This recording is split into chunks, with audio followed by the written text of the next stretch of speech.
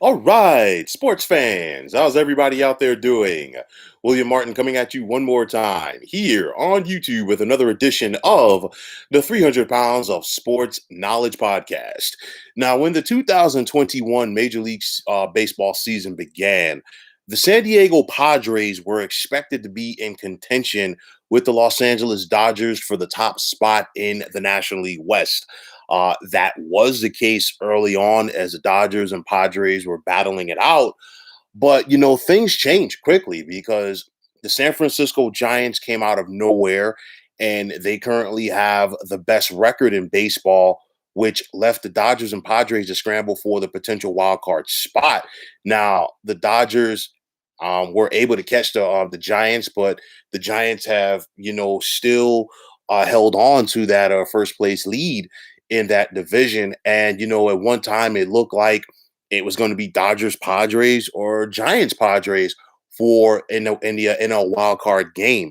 Right now, that is not the case, and I doubt it's going to happen right now. Currently, the Padres are 21 games behind the Giants in first place in the National League West. So obviously, they are no longer in contention to win this division. San Diego is also 19 and a half games back of the Dodgers for the first wild card. So obviously, they're not going to catch them. And now, after being swept by the red hot St. Louis Cardinals this weekend, over the weekend, excuse me, double stated it right there. The Padres are 3.5 games back of St. Louis for the final wild card spot in the NL. And you go back to August 11th. San Diego was 66 and 50. Since then, they're just 10 and 23. And I said it before and I'll say it again. I said then if the Padres fail to make the postseason, they could look back at their inability to beat the teams that they were supposed to beat, most notably in their division, the Arizona Diamondbacks, who have already lost 100 games, and the Colorado Rockies. And on the flip side, the Giants and Dodgers have taken care of their business versus those teams, as well as the other teams that are either out of contention or that they were expected to beat, which is why they are still duking it out for the division crown, as well as, both of them have clinched postseason spots already. So many problems with this Padres team. And, all of those problems are bubbling to the surface right now. Too many divas on this team, number one. And I'm going to start off with Fernando Tatis Jr. and Manny Machado. We saw them get into an argument, a heated argument, that is, last night in the Padres dugout. This happened after Tatis was arguing balls and strikes, and Padres manager Jace Tingler came out to protect his player, and then he got thrown out. And you could see Manny Machado getting into it with Tatis when he was in the clubhouse, in the dugout rather, and even telling him it's not about you. The bullpen has struggled throughout the year, but I think more importantly this month, San Diego's bullpen ERA is 5.35, which is not going to get it done. And I think that goes back until like the sabermetrics and the analytics that I talk about all the time.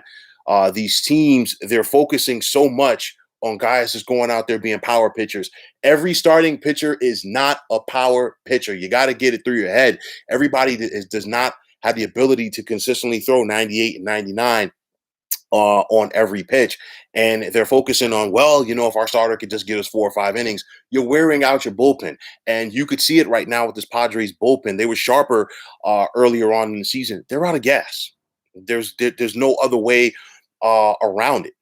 Blake Snell, who the Padres made the trade with the Tampa Bay Rays to acquire in the offseason. He's not the Blake Snell that we saw with the Tampa Bay Rays as far as being a starting pitcher. He's injured. He's been injured a couple of times this year. And I've said it before and I'll say it again. You want to be wary about picking up guys that play for the Rays because they excel in their system. But sometimes they don't work out when they go to other spots. And you would have thought that Snell would have had that ability to be that frontline starter that the Padres needed him to be. That's not the case. And, because of that, that is part of the reason why this team is in the predicament that they are right now. The Padres also have some bad contracts. Nobody's touching Manny Machado's deal. If the Padres are looking to trade him, you're talking about a guy. that is signed through 2028. He's making 32 million each season. You look at Eric Hosmer's deal. I know that the Padres did look to trade him just prior to the trade deadline this season. He's due 21 million next season, and he's under contract through 2025. You also look at Yu Darvish's deal. He's under contract through 2023. He gets 22 million this year, 19 million next year, and 18 million for 2023. So it's a situation. A lot of those are immovable contracts. Jace Tingler is the manager. AJ Preller, of course, is running the front office, and somebody is going to pay for the failure of this team. The bottom line is the first guy out is going to be Jace Tingler. I don't see him coming back for 2022. AJ Preller will have to wait and see because, number one, he was a guy who constructed this team. So it's going to be interesting to see if Padres ownership has had enough of him as well, and they are ready to move on. At this point, you'd want to say the Padres are 76 and 73. They still have a shot to make the playoffs. They still have several teams in front of them that they have to, climb over. Talking about the Philadelphia Phillies and Cincinnati Reds just to get to the St. Louis Cardinals, who are playing great baseball right now. But the bottom line is it's not happening. The Padres' next series is at home versus the Giants.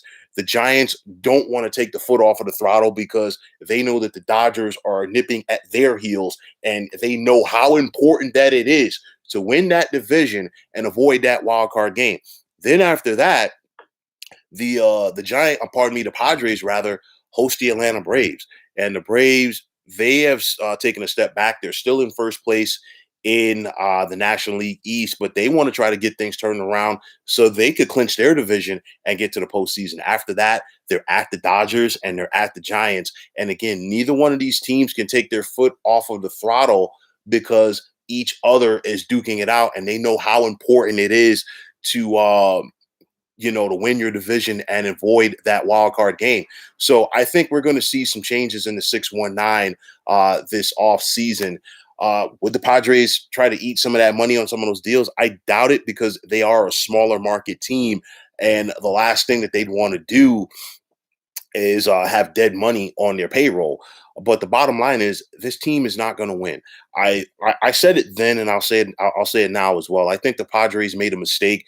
They bid against themselves in giving Fernando Tatis Jr. that big deal. Is he a dynamic player? Yes. Don't get me wrong. But at the end of the day, he's not a leader.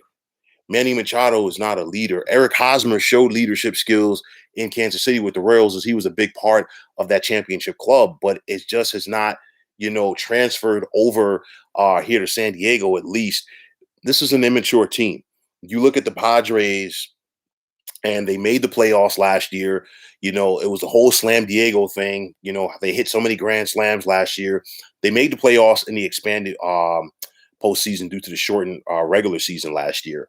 But with that said, the expectations were for this team to find a way to take the next step and try to become what the Dodgers have been in that division, as the Dodgers have dominated the West for so many years. The Padres have been unable to do that. There is a lack of maturity on this team. Somebody needed to step up, or some bodies needed to step up in this clubhouse and say, you know what, let's build off of this trip to the postseason last year and try to find a way to get better. And they got off to the hot start. And the bottom line is they just started believing their own press clippings. They felt that, they were too good. And now it's caught up to them. Again, they weren't able to take care of their business against the teams that they were supposed to beat. And they're going to miss the postseason. And that's going to be a big reason why. You look at the American League, a young team in a similar situation, the Toronto Blue Jays. The Blue Jays made the playoffs last year. They lost in the first round to the Tampa Bay Rays. The Blue Jays have a young team. And the thing is, the Blue Jays, they built off of that. They went out there. They made the big signing of George Springer in the offseason. But also, their young guys have shown up and come to play. And the thing is, this is why the Blue Jays are in contention for a playoff spot in the American League. And I like their chances to make the playoffs more than I like the Padres' chances. So it's going to be a long winter in San Diego as the Padres brass attempts to figure this out. But at the end of the day, when the postseason begins in a couple of weeks, the Padres should have been there, but unfortunately, they're going to be watching the playoffs from home just like the rest of us. So, folks, that is going to wrap it up. And as always, I want to take this time out to thank you for tuning into the 300 Pounds of Sports Knowledge podcast here on YouTube. I want to take the time out to thank all of you fine folks out there for tuning in. And if you have not already, please feel free to subscribe to this channel. Now, if you're on Twitter, please feel free to follow me at 300 Pounds of Sports. And like I always say, if you follow me, it'll be my pleasure to follow you right back. There's also the sports discussion group on Facebook at the Sports Depot 365. You can check it out, drop a line, and be a part of one of the better sports debating sites going on social media. So once again, fine folks, my name is William Martin, signing off, saying take care and have yourselves a wonderful day.